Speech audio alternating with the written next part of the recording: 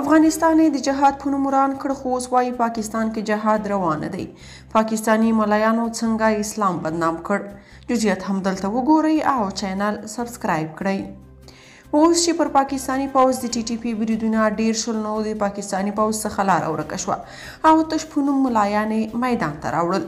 تازه خبر دا دی چې د پاکستان د پوځ او امنیتي ځواکونو خلاف د بریدونو له شدت سره د کوړه خټک د حقانیه مدرسې په ګډون د پاکستان د ملایانو مختلفو ادرسونو دغه بریدونه ناروا او حرام ګڼلي. دوی ویلي د پاکستان حکومت یو اسلامي حکومت دی او د حکومت مشر هم مسلمان دی، نو د جهاد فتوا یا اعلان یوازې د اسلامي حکومت مشر ورکولی شي.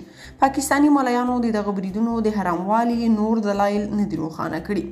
دا په داسې حال کې ده چې همدغه ملایانو په افغانستان کې له څو لسیزو راهیسې په بېلابېلو توجیهاتو د جګړو فتوی ورکړي او د طالبانو په ګډون مختلفې سغدریزه ډلې د افغانستان د نظامونو د پرځولو لپاره جنګولي دي. د پاکستان ملایانو دا فتوا په داسې حال کې ورکړي چې پاکستان یو سیکولر هیواد دی او پوځ یې د انګریزانو له لوري جوړ شوی. د پاکستان د تحریک طالبان ډلې په ګډون مختلفې ډلې د دغه هیواد پوځ د انګریزي ښکېلاک لاڅپوسی او پر ضد جهاد فرض بولي.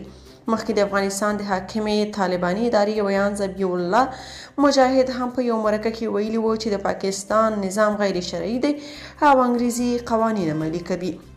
افغانانو بیا طالبانو ته د پیغور په ډول ویلي چې د همدې ملایانو په خوله د افغانستان بې ګناه خلک ووژل او تاسیسات وران کړ. خو اوس چې خبره د یاد هیواد د کفري حکومت پر ضد راغله، نو جګړه یې ناروا وبلله. نو همدې ته په کتو باید نور طالبان د پاکستانیانو په خبرو ونه غولیږي.